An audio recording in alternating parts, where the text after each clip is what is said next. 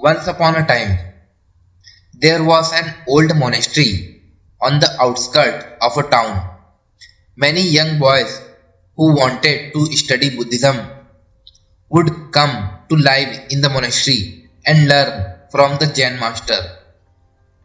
One day, master decided to test his students. So he gathered all young boys around him and said, "My dear students, as you can see, I am growing old now.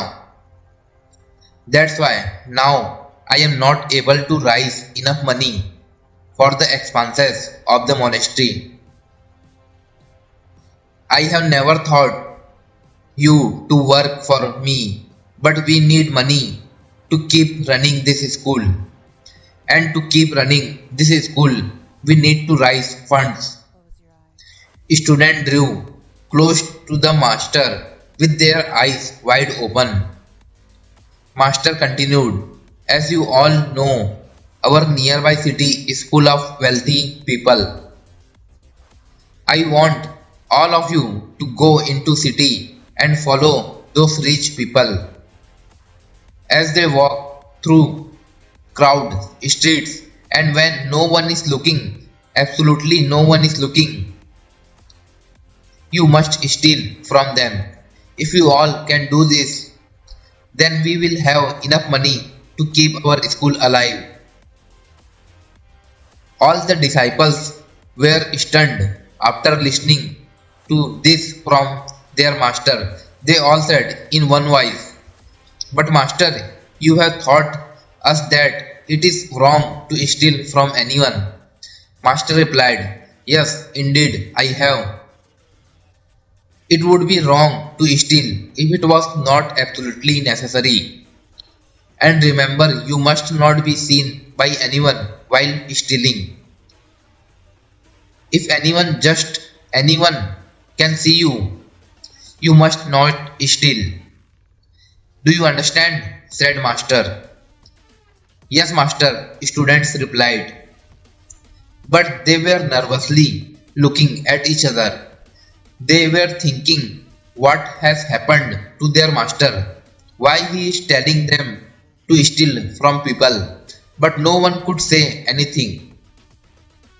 Then the master said, "Now go and remember, you must not be seen while stealing." Slowly, young boys started to get up and quickly began to go out of the monastery. Master also got up and watched them go. When master turned back, he saw one student still standing quietly in corner of a room. "Why did you not go with others? Don't you want to save our school?"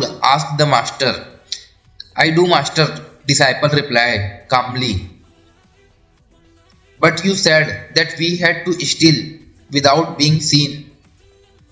And there is no place on earth, no work in the world that can be done without seeing. If no one can see me, then at least I would always see myself. Then how can I steal when I am seeing myself?" Said disciple, Excellent, master. This is the lesson that I hoped everyone to learn. But you were the only one who could see it." Then master asked him to go and asked everyone else to return to monastery. Student ran out and found his friends who were nervously gathered just at some distance from the monastery and trying to decide what to do. When they returned, master explained them everything, and all of them understood the lesson.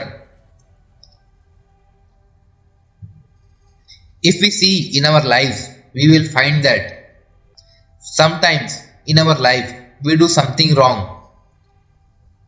thinking that no one is watching us. But we forget that no matter what we do, we always have a part of ourselves that is quietly watching our every action and every deed. And that part of ourselves is our inner consciousness. Our inner consciousness is always watching us. It always knows what is right and what is wrong. And if we listen carefully to it, then it can guide us to the right path. When you do something wrong, even by hiding somewhere, still your inner consciousness sees you. And when you do something good, even then your inner consciousness sees you. Your inner consciousness always witnesses your every deed and every karma. Many times in our life, we are caught in a dilemma and do not understand what to do. In such situation, if you listen carefully to your inner conscience, then you will come to know what you should do.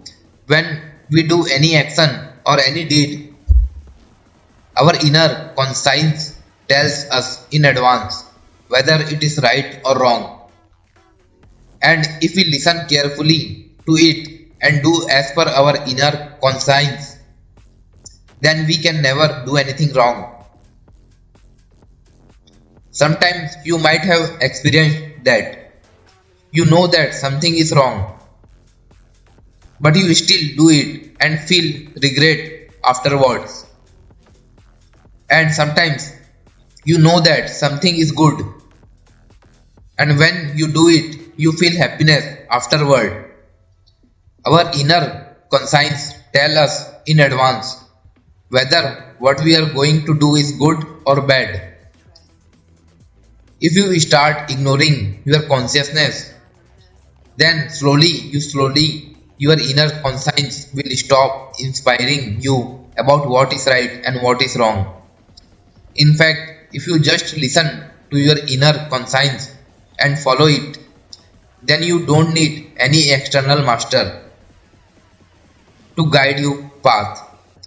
If we see in the life of Gautam Buddha, we will see that Buddha also attained enlightenment without help of any master.